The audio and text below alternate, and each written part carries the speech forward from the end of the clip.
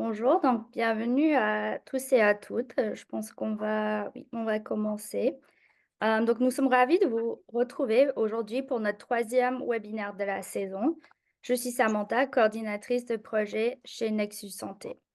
Nexus Santé est un organisme à but non lucratif dont la mission est de promouvoir la santé. Notre projet Petite enfance en santé soutient les familles francophones de l'Ontario. Nous développons chaque année des webinaires et des balados et nous finançons des groupes de soutien dans la province. Tous nos webinaires de l'année dernière sont disponibles sur notre site internet petiteenfance.ca et nos balados sont disponibles sur Spotify et notre application. L'application Parenthèse sur laquelle vous pourrez retrouver toutes nos activités est disponible sur Apple et Android. Vous pouvez également rejoindre notre groupe Facebook qui s'appelle Parenthèse Ontario, informations et ressources en petite enfance. Avant de rentrer dans le vif du sujet, je voudrais prendre quelques minutes pour reconnaître et rendre hommage aux peuples autochtones qui sont les gardiens traditionnels des terres sur lesquelles nous réunissons aujourd'hui. Je me trouve pour ma part sur les territoires Mississauga et Haudenosaunee.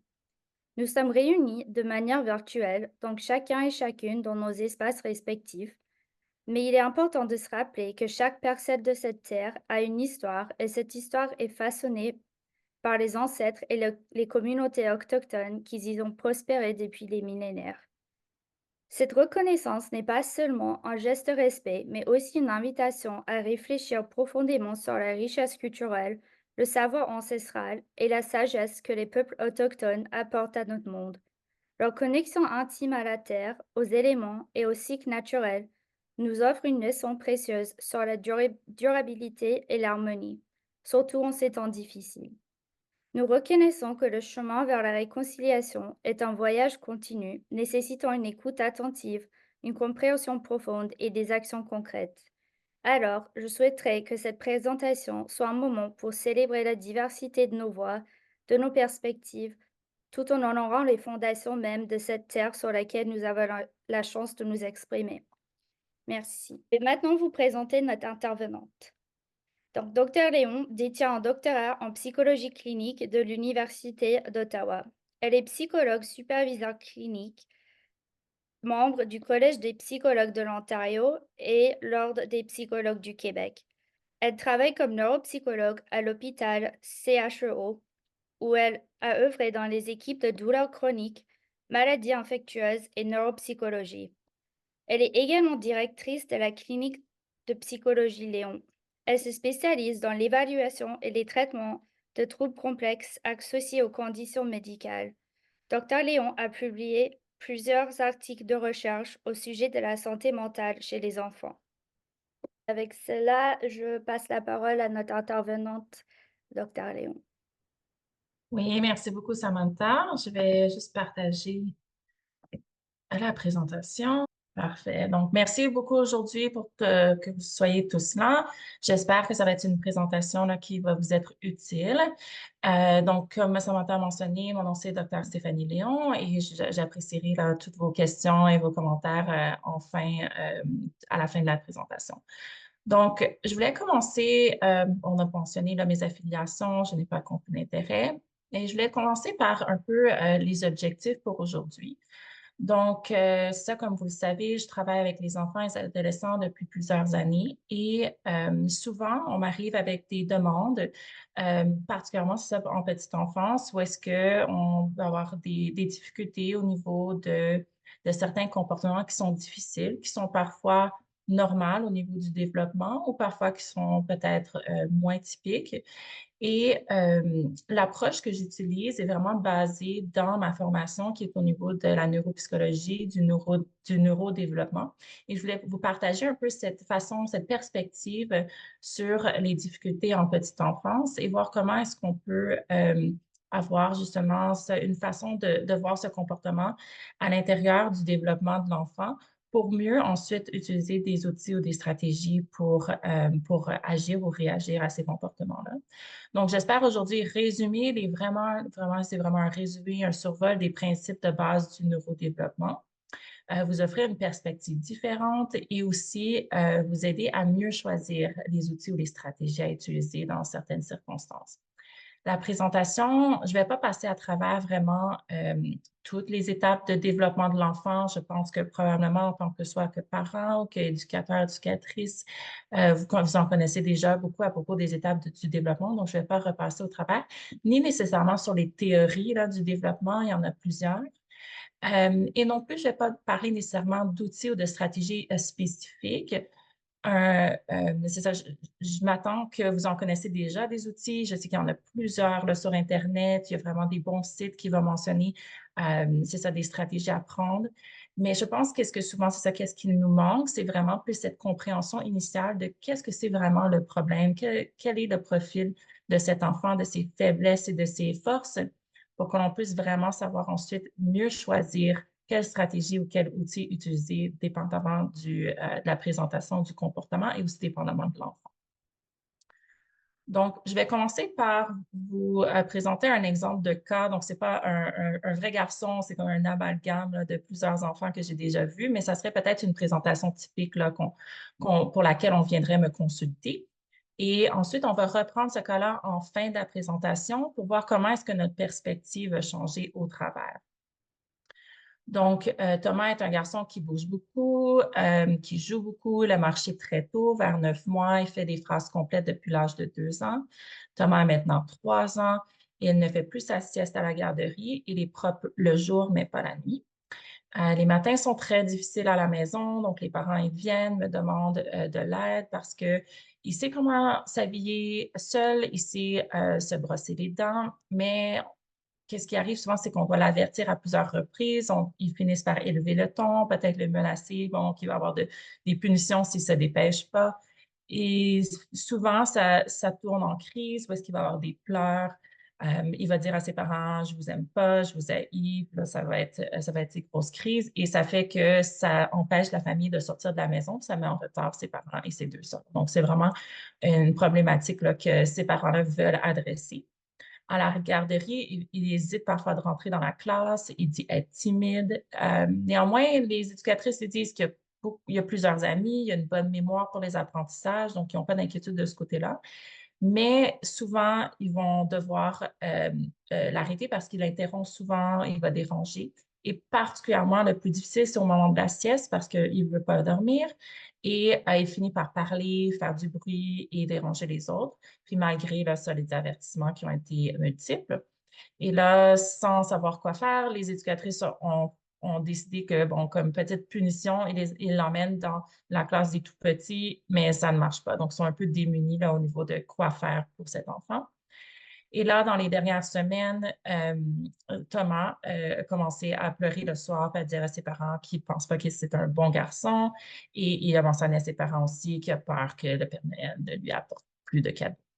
Donc, c'est vraiment une situation où est-ce qu'il y a plusieurs éléments. Et peut-être vous pouvez pour vous-même là, vous écrire sur du papier, peut-être vos impressions peut-être initiales de cet enfant-là. Donc, comment la façon dont je l'ai présenté, qu'est-ce qui vous vient en tête?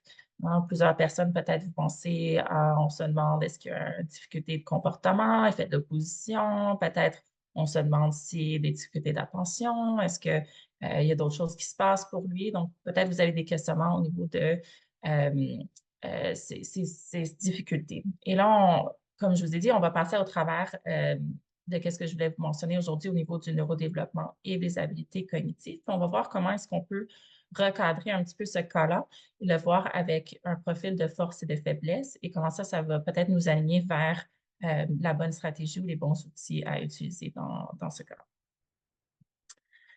Donc, la première partie, donc on va passer à travers ça, les principes de base du développement neuropsychologique. Je vous ai mis aussi deux ressources et malheureusement, il y a beaucoup de ressources là, qui sont en anglais, mais ce sont deux bonnes ressources si vous voulez vraiment avoir de l'information beaucoup plus technique là, sur le développement du cerveau là, chez l'humain. Donc, c'est ça. Donc, c'est deux belles ressources à regarder si vous êtes intéressé, mais c'est très technique. Aujourd'hui, on va y aller vraiment vers les grandes lignes. Donc, au niveau du développement du cerveau, on sait que vraiment, c'est vraiment de la conception. Donc, le cerveau commence quelques semaines après la conception. Le cerveau est muni de neurones, qui sont les cellules hein, du cerveau, et de synapses, donc des connexions entre les neurones. Et on sait que Donc, le cerveau se forme à un rythme très élevé jusqu'à peu près l'âge de 2 à 3 ans. Donc, les neurones et particulièrement les connexions entre les neurones se forment à un rythme, c'est ça, très élevé, très, très vite, là, jusqu'à environ 2 à 3 ans. Et c'est là qu'on dit que c'est comme l'apogée au niveau du nombre de synapses entre les neurones. Et ensuite, vers l'âge de 2 à 3 ans, il y a ensuite un processus qu'on appelle d'élalage synaptique qui commence et de myélinisation. Puis ça contribue à la différenciation entre la matière grise et la matière blanche. Là, je sais, c'est beaucoup de mots, c'est peut-être un petit peu plus trop détaillé, mais qu'est-ce que je veux que vous pensez quand vous pensez au développement du cerveau de l'enfant, c'est que, et là, à droite, là, vous avez en fait une, c'est quelqu'un qui a fait un dessin d'une neurone, hein. Donc, en fait, c'est une neurone. Donc, vous voyez que la complexité que peut avoir une seule neurone, et on a des millions de neurones. Donc, c'est penser au cerveau quand il est en ce développement très, très vite au début de la petite enfance, qu'on a vraiment, c'est comme un grand buisson. Et ce grand buisson-là, il y a beaucoup, c'est ça, de connexions entre ces branches. Et on doit commencer à tailler ce buisson-là pour arriver au cerveau de l'âge adulte. Et c'est important que le cerveau taille pour pouvoir enlever les synapses qui ne sont pas importantes et pouvoir renforcer les synapses qui sont importantes. Puis on va les renforcer aussi avec la myéline, là, qui est la couche qui recouvre les synapses pour pouvoir conduire les messages plus vite. Donc, c'est ça que ça fait la myéline. Et donc, la question alors qu'on se pose, c'est comment est-ce que le cerveau sait quelles synapses garder, ceux qu'on veut renforcer et garder, qui sont importantes, et quelles synapses qu'on doit couper. Mais en fait, il y a plusieurs facteurs qui rentrent dans comme cette décision, si vous voulez, du cerveau. Et vraiment, c'est des facteurs c'est très, très multiple, c'est multifactoriel, cet élalage des synapses. Donc, on sait naturellement qu'une grande partie, c'est le bagage génétique. Donc, dépendamment de nos gènes, notre cerveau va se développer de façon différente. Je voulais aussi mentionner qu'on n'est pas seulement fait, parce que souvent quand on parle de génétique, on pense qu'on est moitié notre mère, on est moitié notre père, mais vraiment tous les enfants sont aussi uniques parce qu'on a tous des nouvelles mutations dans notre ADN qui ne sont pas nécessairement là chez nos parents. Et pour la plupart du temps, ces nouvelles mutations ne font pas grand-chose. Pour certaines fois, c'est peut-être des mutations qui sont bonnes. Et dans certaines fois, malheureusement, chez des conditions génétiques plus sévères, c'est des mutations qui sont néfastes. Mais on en a tous des nouvelles mutations. Donc, on n'est pas nécessairement exactement 50% de nos parents. On a aussi des choses qui nous distinguent ou qui nous font que nous sommes uniques, et alors que le développement de notre cerveau va être lui aussi très unique. Il y a aussi l'environnement prénatal, donc les facteurs euh, qui se font au niveau de la grossesse. Donc, ça peut être le statut médical de la mère, peut-être qu'il y a eu des difficultés médicales. Est-ce que l'enfant a été soumis peut-être à des médicaments ou des drogues pendant la grossesse, mais aussi juste, il y a plein de facteurs et il y a beaucoup de recherches maintenant aussi sur bon, des changements au niveau de l'utérus, là, qui est un nouvel organe pendant la grossesse. Donc, dépendamment si cet organe-là fonctionne de façon normale ou non. Donc, il y a plein de facteurs au niveau de la grossesse qui peuvent changer. Et aussi peut-être le stress de la mère là, pendant la grossesse. Donc, il y a plein de facteurs comme ça. Et ensuite, il y a l'environnement ou l'expérience postnatale. Donc, l'enfant naît avec un tempérament, et on va en reparler un petit peu plus tard dans cette présentation. Et aussi, il y a l'attachement envers ses parents, il y a la nutrition, le sommeil, les conditions médicales, il y a le contexte psychologique de la famille, de la société, les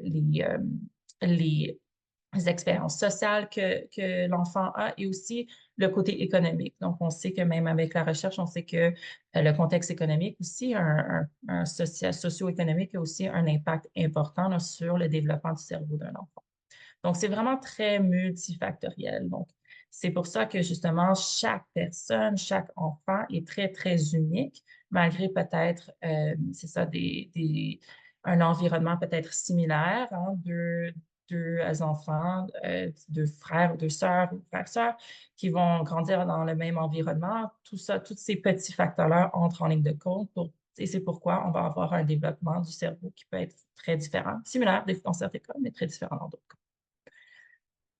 Donc, quand on regarde le développement du cerveau au niveau des habiletés cognitives, on dit que le cerveau peut être divisé en différentes régions, qu'on appelle des régions anatomiques. Et chaque région anatomique peut comporter une ou plusieurs fonctions cognitives. Et donc, chaque région a ses propres fonctions, mais toutes les régions sont aussi entrereliées. Donc, on ne peut pas dire qu'il y a seulement une région et bon, ça, ces régions-là, c'est seulement pour le langage et c'est pas du tout relié à une autre région. Donc, tout le cerveau est vraiment entrerelié. Et donc, le développement d'une région peut affecter le manque de développement ou le retard ou peut-être est avancé dans cette région-là peut affecter aussi le développement ou le retard d'une autre région du cerveau. Donc, ça devient très, très complexe. On sait que dans un développement dit typique, donc pour les enfants qui tombent dans la norme, on sait que chaque région du cerveau se développe à son propre rythme et un rythme plus ou moins égal pour les jeunes qui tombent dans ce développement dit typique. On sait par exemple que les régions motrices et sensorielles se développent en général plus vite que d'autres régions, comme par exemple le lobe frontal, qui a des fonctions plus exécutives, qu'on sait que ça va se développer plus lentement.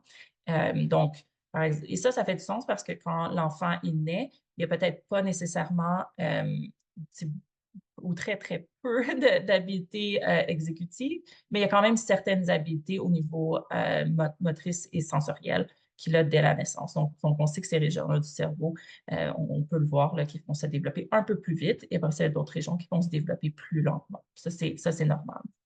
Dans un développement qu'on dit atypique, c'est que ces régions-là du cerveau vont se développer peut-être à des rythmes qui sont différents, mais aussi différents de la norme. Et aussi, on sait que peut-être à cause de ça et peut-être à cause d'autres facteurs, les liens entre les régions du cerveau vont aussi être différentes. Donc, euh, donc, la génétique, une condition médicale ou même une blessure peut changer cette trajectoire-là qu'on dit développementale de l'enfant. Donc, pour les enfants qui ont, par exemple, qui sont sur le spectre de l'autisme ou les enfants qui ont un TDAH ou une difficulté au niveau de l'apprentissage, un trouble d'apprentissage, on sait que ces enfants-là, pour une raison ou une autre, encore une fois, que ce soit au niveau de la génétique ou quelque chose qui leur est arrivé au niveau de leur santé, qui peuvent avoir une trajectoire qui est un peu différente. Donc, dans les deux cas, que ce soit le développement typique ou atypique, on a ça des différentes régions du cerveau qui vont se développer à des rythmes différents.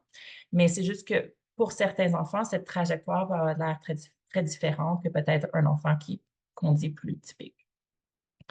Maintenant, souvent, la question qui m'est posée à ce moment-ci, c'est, bien, parce que moi, j'ai entendu parler de la neuroplasticité, est-ce qu'avoir une blessure ou quelque chose qui se passe en jeune âge, est-ce que ça ne devrait pas avoir autant d'impact que, par exemple, chez un adulte? Mais en fait, c'est un paradoxe parce que dans le cerveau d'un enfant, on dit que le cerveau de l'enfant, surtout, c'est ça, du 0 à 2, 3 ans, c'est un cerveau qui est particulièrement résilient à cause de cette neuroplasticité parce que le cerveau est en essor, il est capable de justement faire des nouvelles connexions très facilement. Et il y a un peu de neuroplasticité au niveau de l'adulte, mais pas autant là, comparé à un jeune enfant.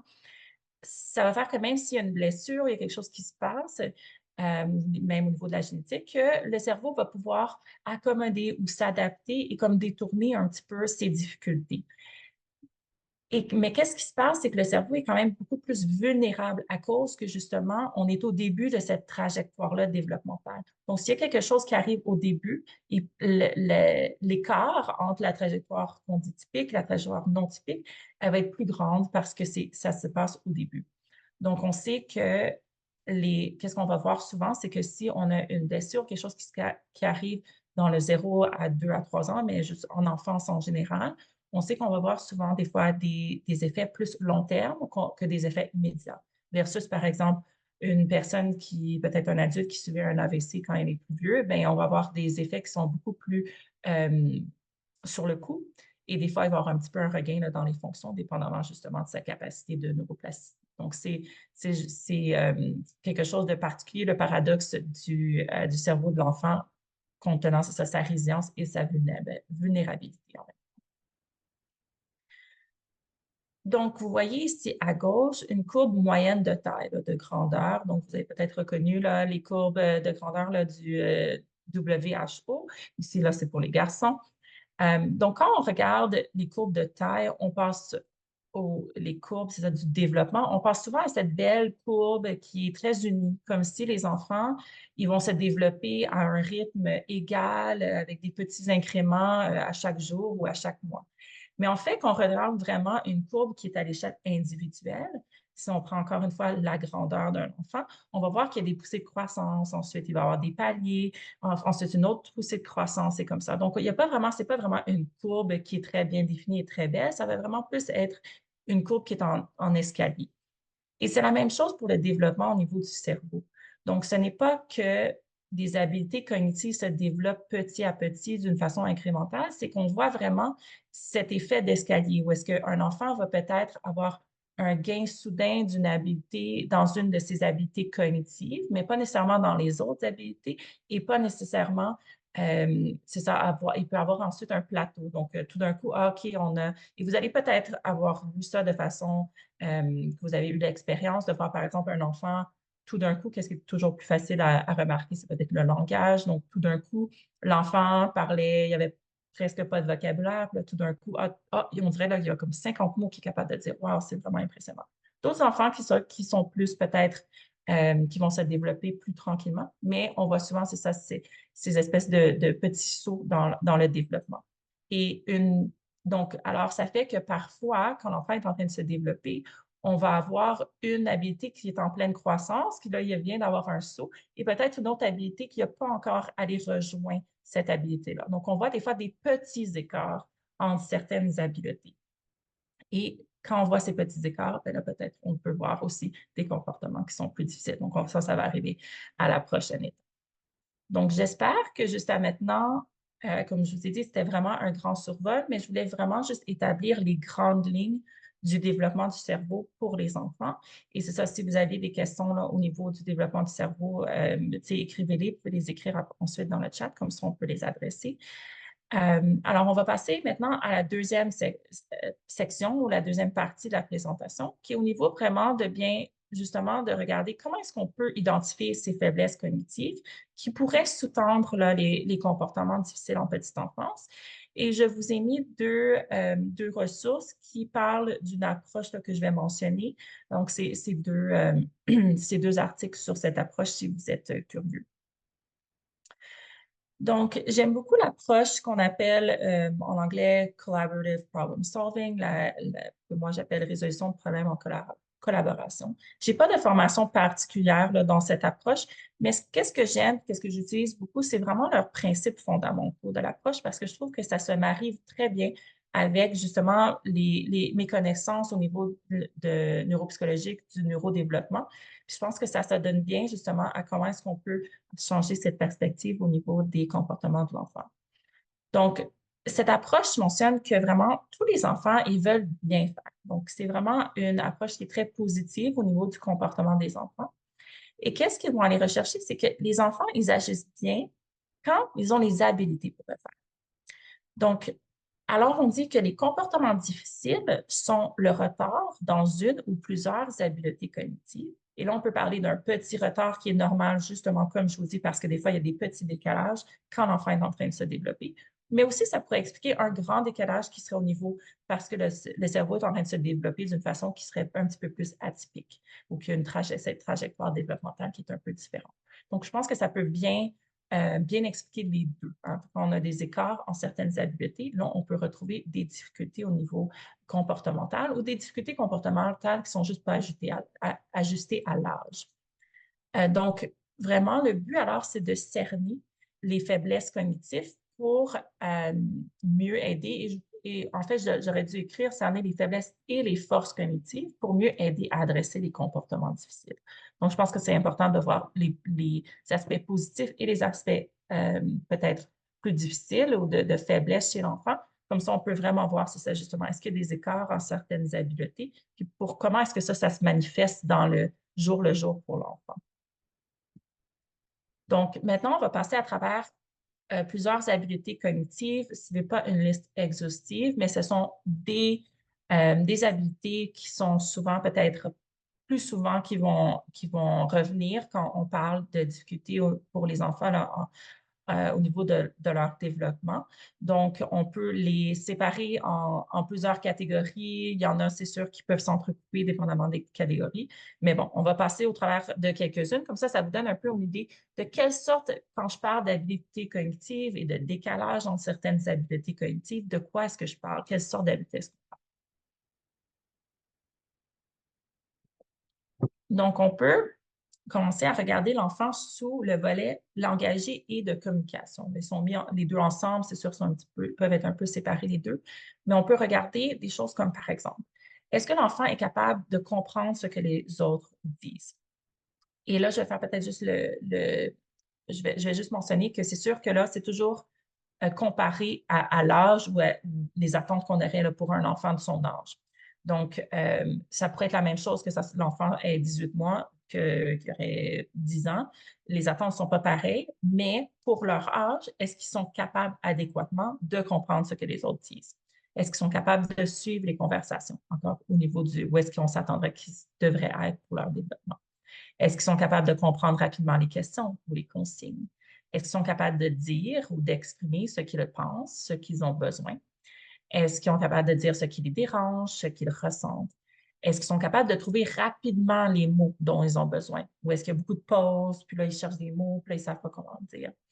Est-ce qu'ils sont capables d'utiliser, de comprendre la communication qu'on dit non verbale? Donc, montrer les signes au niveau du visage, comment la personne peut se sentir, est-ce que la personne est capable de, de prendre mon regard visuel pour savoir que je suis en train de pointer vers quelque chose et c'est ça que je veux, hein? Donc, de comprendre cette communication non verbale.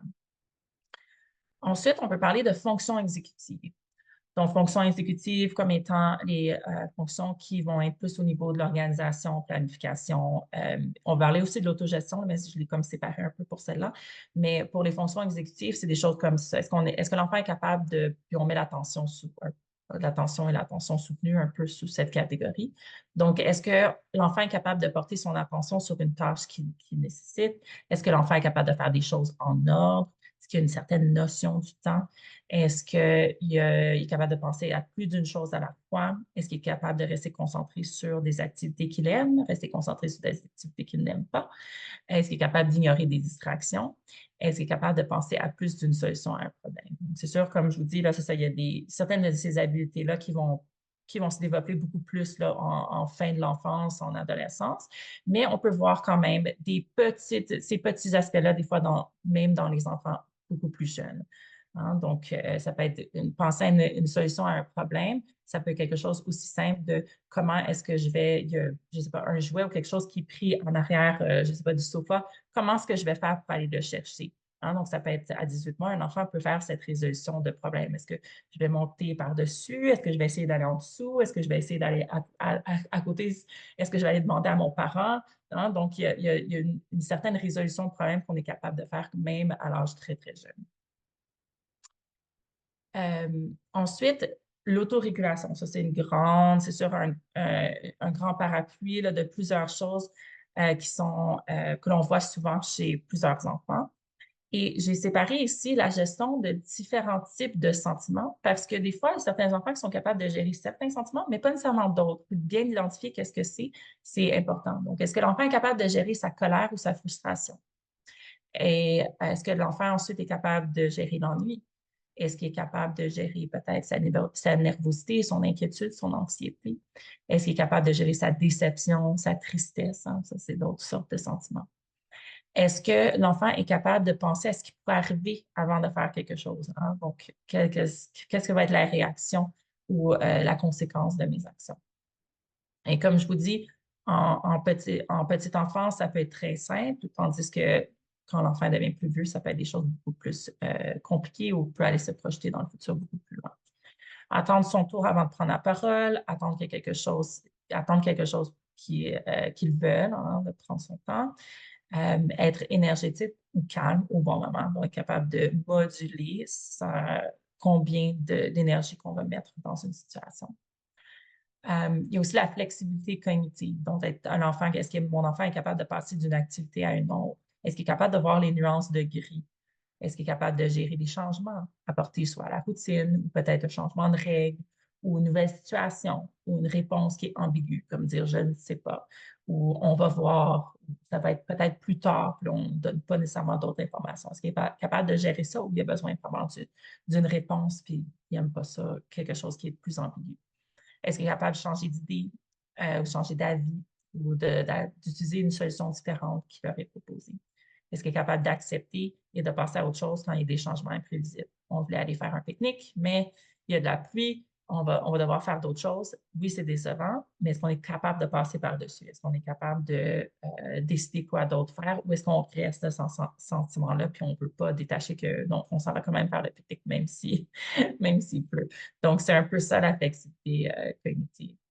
Les habiletés sociales, est-ce que mon enfant, on peut se poser la question, est-ce que mon enfant est capable de porter attention aux paroles, aux gestes des autres? Est-ce qu'il est capable de commencer, d'amorcer ou de maintenir une conversation? Encore une fois, ça peut être une conversation très, très limitée au niveau du début, là, bon, par exemple, de 12 mois à 18 mois, ça peut être très, très minime comme conversation, mais il peut quand même avoir un va-et-vient au niveau social, tandis que plus tard, ça va être quelque chose de plus développé. Est-ce qu'il est capable d'attirer l'attention des autres d'une façon positive? Hein? Donc, au lieu d'avoir de l'attention en frappant, est-ce qu'il est capable d'avoir l'attention en donnant des câlins, des bisous, se regarder dans les yeux, flatter, des choses comme ça? Comprendre ce que le comportement fait ressentir aux autres, très difficile. Comprendre ce que les autres pensent d'eux et de leurs gestes et comprendre le point de vue des autres. Hein. Donc, ça, c'est cette habileté sociale, c'est de prendre le point de vue, la perspective de l'autre. Qu'on peut avoir, on voit souvent même dans les adolescents que ça peut être très difficile. Hein, mais toutes ces choses-là se développent petit à petit au travers du temps là, chez les enfants. Avant de revenir là, au cas de Thomas, parce que je voulais qu'on revoie ce cas-là pour voir comment est-ce qu'on pourrait maintenant changer cette perspective, je voulais juste mentionner aussi le tempérament ou le caractère d'un enfant. C'est quelque chose que j'utilise souvent quand je parle aux parents parce que souvent, les enfants que je vois, ils ont tendance à tomber dans qu'est-ce que la recherche définit. Puis, j'adore pas là, les étiquettes qui sont faites dans la recherche, mais on parle de tempérament facile ou difficile.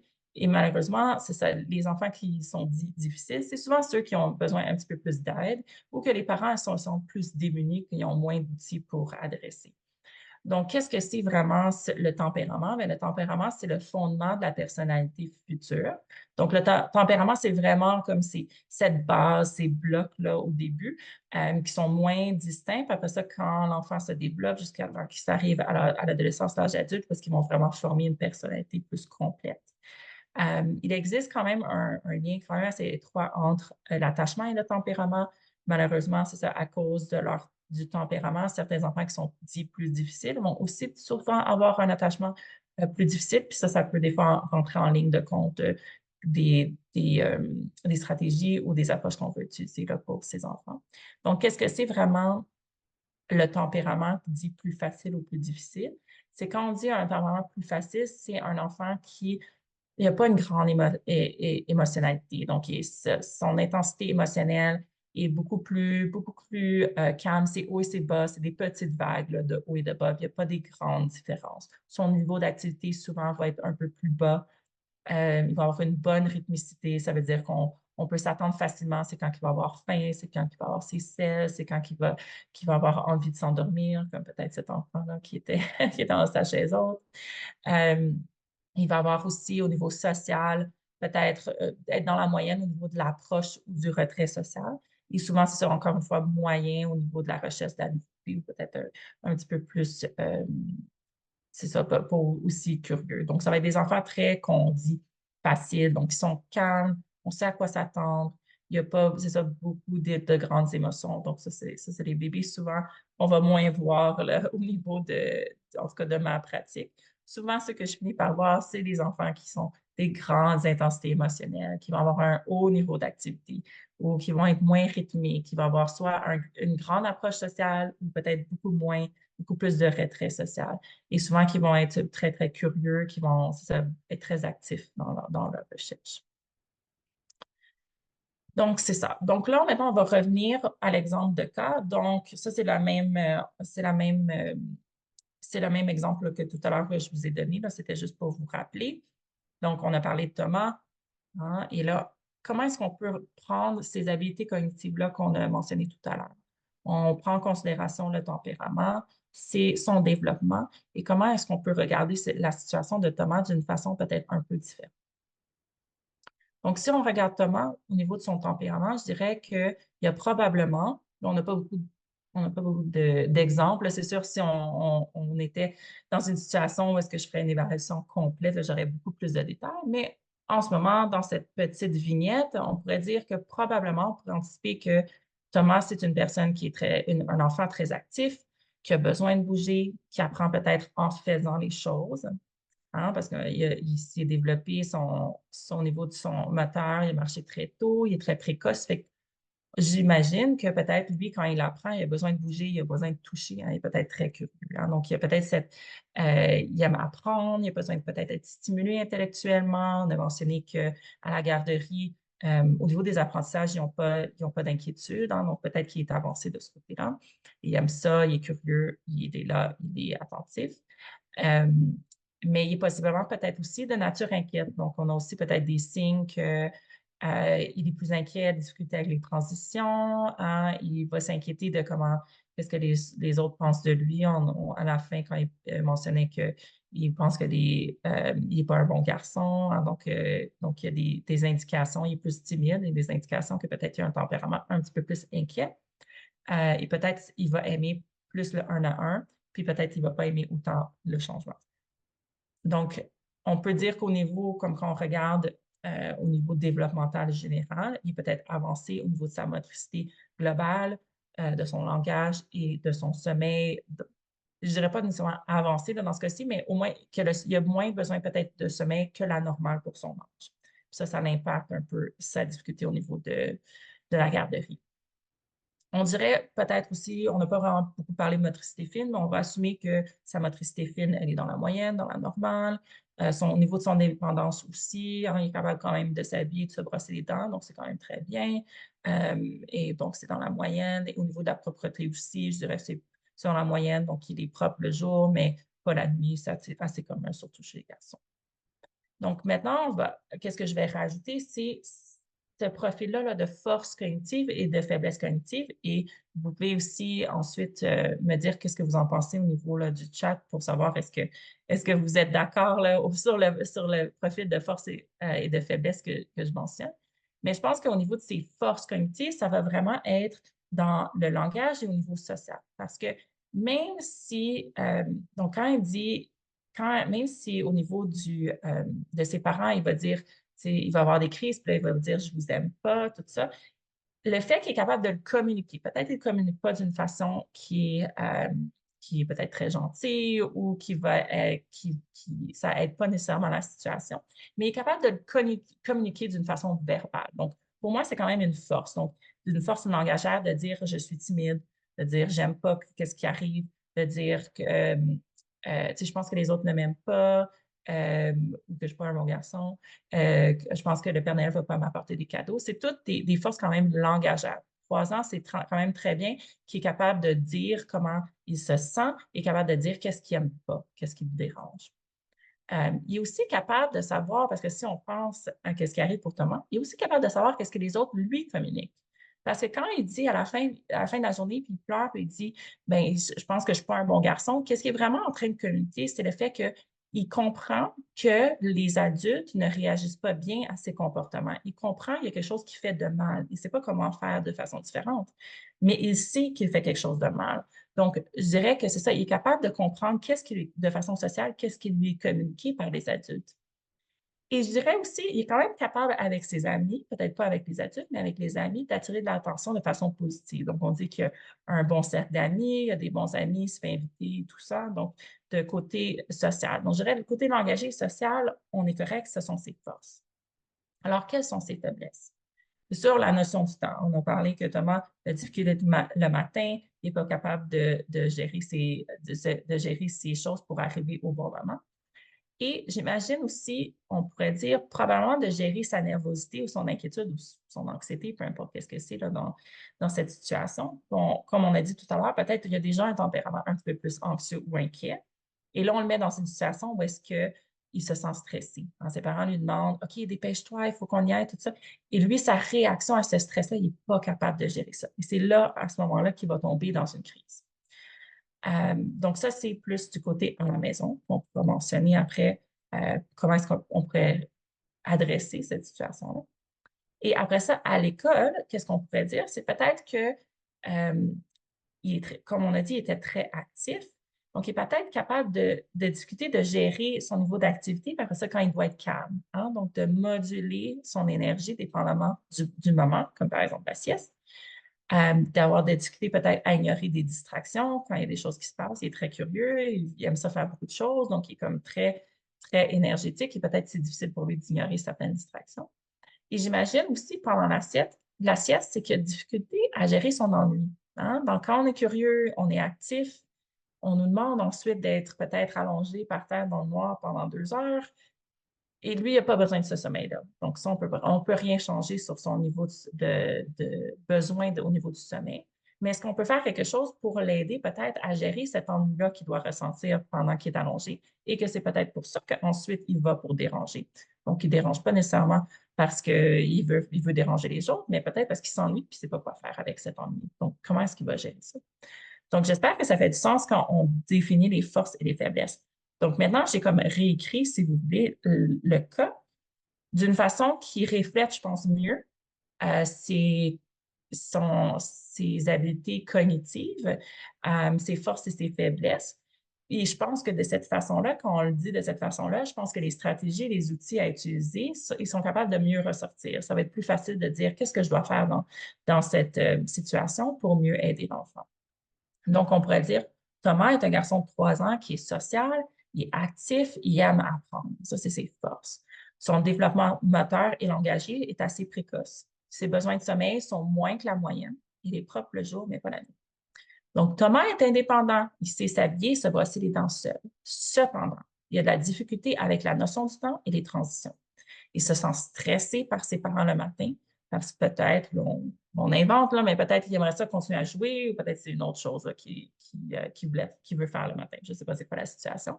Mais on pourrait dire, par exemple, parce qu'il aime ça jouer, puis c'est ça qu'il veut faire lui le matin quand il se réveille. Donc, Thomas aura besoin peut-être plus d'affection, plus d'encadrement, plus d'attente claire malgré son indépendance motrice. Donc, ce n'est pas qu'il fait de l'opposition, parce qu'il est capable de faire, par exemple, de s'habiller seul, se brosser les dents, puis c'est ça que les parents lui demandent. Puis là, ils disent, ben, si tu ne le fais pas, c'est parce que tu ne veux pas le faire ou tu fais par exprès ou des choses comme ça. Mais ce n'est pas vraiment ça. C'est que ça, c'est ses forces. Donc, oui, il est capable de le faire, mais ses faiblesses, c'est sa notion du temps. Il a de la misère avec les transitions, donc peut-être qu'il va essayer d'éviter le fait d'aller à la garderie parce qu'il n'aime pas ça, cette transition-là. Donc, qu'est-ce qu'on va avoir besoin? C'est de donner à Thomas peut-être plus d'affection, plus d'encadrement, plus d'attente. Là, ça va faire couler la routine du matin beaucoup plus facilement, puis on va réduire le nombre de crises. À la garderie, pour l'aider, peut-être ça peut être quelque chose simplement comme dire si on l'intègre au mieux plus facilement quand il est accueilli par une enseignante de confiance, donc on va l'aider avec cette transition-là qui est difficile pour lui.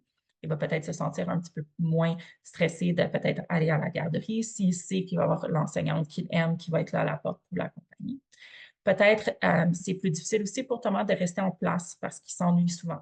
Il a besoin peut-être des outils ou des attentes modifiées pour apprendre à s'occuper seul et mieux tolérer les temps de sieste. Et c'est sûr, ça va peut-être prendre du temps pour lui d'apprendre ça, mais si on travaille sur comment est-ce que Thomas peut faire pour ne pas s'ennuyer pendant la, pendant la sieste, le temps de sieste, mais peut-être c'est un meilleur outil que, par exemple, d'essayer de le mettre dans une autre classe ou d'essayer de le punir.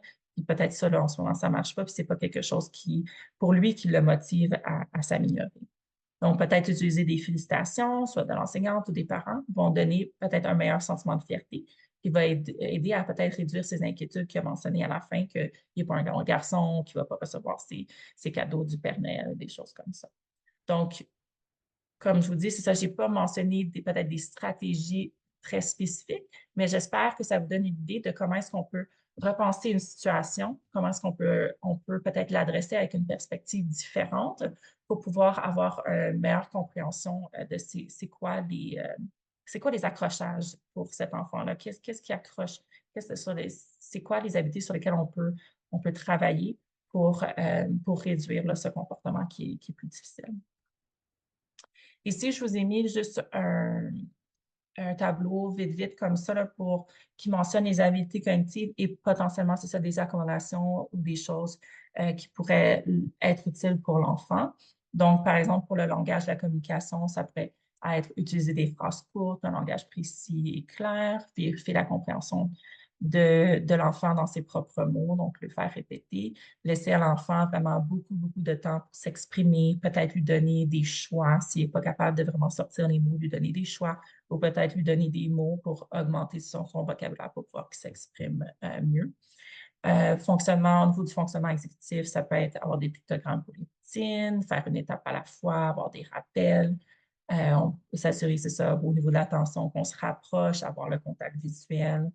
Des fois, tu sais, mettre la main sur l'épaule et je suis là, on se parle, c'est important. Au niveau de la gestion de soi ou d'autorégulation, on peut augmenter juste la compréhension des émotions chez l'enfant en parlant, en disant, en étiquetant des émotions, utiliser des mots variés d'émotions, donner ces mots-là en contexte, comme par exemple quand on lit, quand on regarde la télévision, oh, ce personnage est triste, il est déçu. Puis après ça, réutiliser ces mots-là là, quand l'enfant a ses émotions. Inviter l'enfant à identifier comment lui il se sent en utilisant peut-être des signes physiques au début. Puis après ça, enseigner ça, des stratégies de coping comme par exemple la relaxation, la respiration profonde, puis d'autres stratégies là, de gestion des émotions. Au niveau de la flexibilité cognitive, ça peut être des choses comme, par exemple, garder une routine constante, ça c'est très important. Introduire vraiment des nouvelles activités une à la fois. Donc, oui, avoir une bonne routine qui est constante pour minimiser, c'est ça, les difficultés puis les crises, mais en même temps de rajouter, de toujours travailler un petit peu sur la flexibilité en rajoutant des nouvelles activités. Donc, ça, c'est qu'est-ce qu'on a tout le temps. Puis on rajoute la flexibilité en ayant des options, parfois. Donner des choix avec des conséquences naturelles. Donc, tu as deux choix. Tu peux manger ton souper ou tu peux manger ta toast. C'est correct, mais peut-être tu vas avoir faim si tu manges juste une toast ce soir et c'est à toi de choisir qu'est-ce que tu veux. Et c'est ça. Prendre le temps de penser aux éventualités en avance ensemble. Donc, on veut vraiment aller voir ton ami cette fin de semaine, mais peut-être qu'ils vont devoir annuler à la dernière minute. Comment est-ce que tu te sentirais dans la situation? Qu'est-ce que tu penses qui va arriver? Qu'est-ce qu'on va faire? Comme ça aide à leur faire penser à l'éventualité. Comme ça réduit dans le moment, je ne sais pas qu'est-ce que je vais faire avec le fait qu'il y a eu un changement. Et finalement, au niveau des habiletés sociales, ça peut être des choses comme c'est ça, beaucoup là, sur la prise de perspective. Donc, avoir des discussions à propos de ce que les autres pensent, mettre l'emphase sur les différences. Donc, par exemple, moi, j'aime le bleu, toi, t'aimes le vert, mais aussi d'autres choses, qu'on peut avoir des intérêts différents. On peut aimer quand moi, j'aime faire telle chose de telle façon, mais peut-être l'autre personne n'aime pas le faire de l'autre façon. Ah, OK. Donc, vraiment prendre cette prise de perspective. Inviter l'enfant à se mettre dans la peau. Donc, ça, c'est juste des exemples de comment est-ce qu'on pourrait, des stratégies ou des outils qu'on pourrait utiliser, là, dépendamment de c'est quoi, quelles sont les faiblesses cognitives. Donc, ça, c'est tout pour moi de mon côté. Je vous ai mis aussi d'autres ressources. Il y a le Thinking Skills Checklist, encore une fois en anglais, qui est relié là, l'approche de résolution de problèmes. Donc, c'est un peu ce que je vous ai montré là, au niveau des habiletés cognitives. Donc, c'est vraiment juste l'habileté cognitive. Là, c'est comme juste un tableau. Est-ce que vous pouvez faire un crochet? Est-ce que ça, c'est quelque chose que mon enfant fait bien? Fait moyennement ou et des difficultés devant. Après ça, ça passe un peu au travers de tout. Comme ça, on peut se dire, OK, quel est le profil? Ça me donne une façon de bien dire le profil là, de l'enfant. Donc, j'aime beaucoup utiliser cette façon-là de regarder ça, le comportement ou l'enfant en général. Il y a aussi deux belles ressources qui sont déjà sur Nexus Santé que vous pouvez accéder là, facilement. Les deux là, sont sur le développement du cerveau et sur le développement plus général là, de l'enfant. Ça donne c'est ça, des astuces, des outils, des stratégies là, pour des différentes situations. Donc, je ne voulais pas ça, répéter tout ça, mais je pense que c'est vraiment des choses qui sont disponibles là, en ligne, qui sont facilement accessibles. Et la dernière ressource que j'ai mis, c'est Malheureusement, là, encore une fois, c'est une ressource plus anglophone, mais c'est un livre que j'aime beaucoup. Ça s'appelle Raising a Spirited Child et ça, c'est plus au niveau pour les parents d'enfants qui ont des enfants qui tombent plus dans le tempérament là, plutôt difficile.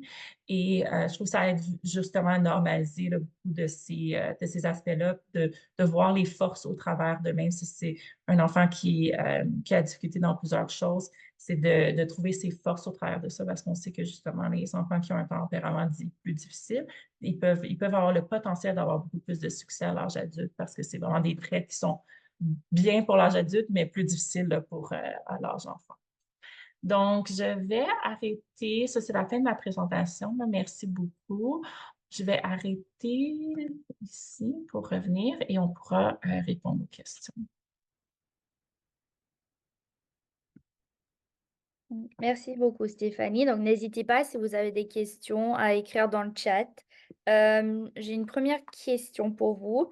Il y a quelqu'un qui se demande quelles sont les différences entre les réactions comportementales normales et ce qui pourrait indiquer des problèmes sous-jacents. Mhm. C'est très difficile à dire parce que c'est ça sans une évaluation au complet et je comprends vraiment souvent les parents, c'est ça, les éducateurs, les éducatrices vont être très pris de est-ce que c'est dans la norme, est-ce que c'est normatif. Je vous dirais que pour moi, un outil que vous pouvez utiliser en tant que parent ou en tant qu'éducatrice, c'est euh, si regardez, c'est ça, les autres enfants que vous connaissez, essayer de voir où est la norme, où est-ce qu'on peut mettre ce barreau-là. Et aussi, essayer de justement d'utiliser des outils ou des stratégies. Et si vous en utilisez plusieurs et on dirait que là, ça ne marche pas, ou vous avez, des fois, on peut voir des petits changements. Et s'il n'y a pas de changement du tout, et si aussi le comportement s'étend sur plusieurs mois, là, ça pourrait être peut-être des signes que là, justement, c'est peut-être quelque chose qui est un petit peu plus, que peut-être vous avez besoin d'avoir un peu plus d'aide là, pour passer par-dessus. Parce que justement, c'est normal, comme par exemple une régression au niveau du sommeil. Tous les enfants, ils passent à certaines régressions au niveau du sommeil. Mais si peut-être la régression passe au-delà de 6 mois, on commence à dire, OK, il y a peut-être d'autres choses là-dedans, peut-être qu'il y a quelque chose d'autre que l'on doit adresser, peut-être que ce n'est pas juste à propos du sommeil. Donc, des choses qui sont passagères, c'est souvent juste des étapes de développement normal. Si ça perdure, si c'est beaucoup plus que la plupart des autres enfants que vous connaissez, et si vous avez essayé beaucoup de stratégies et là, ça n'a pas fonctionné, bien là, peut-être c'est le moment de, c'est ça, aller demander pour peut-être de l'aide ou aller demander, ou se demander, c'est ça, est-ce qu'il y a d'autres choses sous-jacentes. Donc, c'est là peut-être qu'on veut faire ce profil-là de force et de faiblesse pour voir est-ce qu'il y a quelque chose là-dedans que je manque. Peut-être qu'il y a un morceau que j'ai manqué.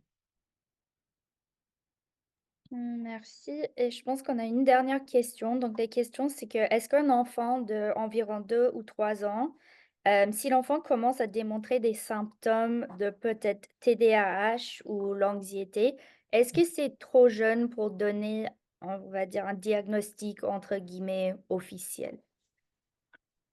Oui, c'est toute une question, particulièrement au niveau du TDAH. Pour l'anxiété, moi, des fois, je donne le diagnostic d'anxiété.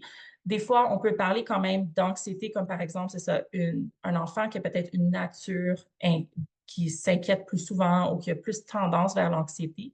Je pense que ça dépend vraiment, est-ce que c'est utile de donner un diagnostic? Ça va vraiment dépendre de la situation les stratégies ou l'approche va être la même que je le mets comme un diagnostic formel ou non.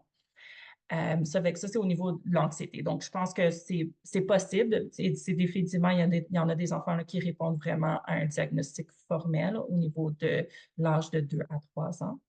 Au niveau du TDAH, je pourrais vous dire, les cliniciens sont très partagés là, dans cette réponse et je m'attendais un peu aussi à cette question, merci. C'est que oui, on est très partagés, premièrement parce qu'on a des différents cliniciens qui vont pouvoir faire le diagnostic. Donc, on a les pédiatres, on a les psychologues qui peuvent faire le diagnostic, je pense peut-être même les infirmières praticiennes. Et donc, dépendamment un petit peu de la formation, ça va être différent de la façon qu'on va approcher. Euh, si dans ma pratique personnelle, je vais vous dire que c'est très rare que je le fais au niveau d'un enfant qui est dans la communauté. Cependant, je vais peut-être émettre ce diagnostic beaucoup plus jeune si, par exemple, je suis en niveau hospitalier, puis c'est très, très clair, là. Donc, on a un cas très complexe où est-ce que c'est des difficultés sont au-delà même là, des critères, là. On en a juste tellement que je veux dire, oui, bon, on ne va pas attendre pour émettre le diagnostic, on le sait déjà. Pour l'enfant de 2 à 3 ans, il y a tellement ça, c'est mon opinion personnelle. Il y a tellement de variabilité au niveau de, justement, c'est quoi cette norme, au niveau du développement de ces différentes habiletés cognitives, que je trouve que c'est vraiment très tôt pour vraiment pouvoir émettre un bon diagnostic. Parce je n'aime pas émettre un diagnostic pour ensuite l'enlever. Je trouve que c'est pas très utile et ça peut même être néfaste pour certains enfants. Donc, je préfère, c'est ça, attendre. On attend qu'il ait 5 ou 6 ans, au moins des fois même 6 ans, pour être à l'école, qu'on peut le voir avec les autres enfants, qu'il ait le temps d'avoir justement que ces petits décalages-là peut-être soient résolus, qu'on a peut-être mis d'autres stratégies parce qu'il y a encore, c'est ça, justement, beaucoup de changements dans ces âges-là. Donc, si on met des stratégies en place, peut-être qu'on n'aura pas à émettre le diagnostic plus tard. Donc, c'est ça. On espère, c'est ça. Ça dépend vraiment. Donc, oui, c'est possible. Personnellement, je ne le fais pas parce que je trouve que ce n'est pas nécessairement utile à l'âge de 2 ou 3 ans. Et puis la dernière question, c'est auriez-vous des suggestions de livres jeunesse, qui peuvent aider les enfants à mieux comprendre leurs émotions ou comportements? Oui, c'est ça. Il y en a beaucoup moins en français, je peux vous dire. Mais je pense que c'est ça, il y a quelques-unes que j'ai vues là, récemment que je pourrais c'est ça que je pourrais toujours, si je peux toujours partager avec Samantha, puis donc peut-être lui envoyer un courriel, là, puis pourrait avoir un courriel de retour là-dessus. Euh, il y en avait un à un moment donné que j'avais trouvé au Costco, puis qui est plus, il est plus disponible. Mais oui, il y en a quelques-uns, mais je pense que n'importe quel, c'est ça. Je pense pas qu'il y en a un en particulier qui est meilleur que les autres. Vous pouvez regarder comme sur Amazon ou sur les autres, votre bibliothèque et aussi regarder peut-être à votre bibliothèque parce qu'ils ont souvent quand même des bons livres. Mais c'est ça, ça peut aider tout ce qui a rapport à, c'est ça, avoir ça peut être des différents visages ou des émotions. Puis après ça, c'est quoi, quels sont les signes du corps, juste pour aider à commencer cette conversation avec les enfants. C'est sûr que c'est très important, puis ils en ont besoin, mais comme je vous dis, là, j'ai pas un livre en particulier en tête pour particulièrement en français. OK, super. Bon, merci beaucoup. Donc là, on est arrivé à la fin de notre heure ensemble. Donc, je vous remercie d'être là et je vous remercie, Docteur Léon, d'être là avec nous aujourd'hui. Merci à tout le monde. Merci pour les questions.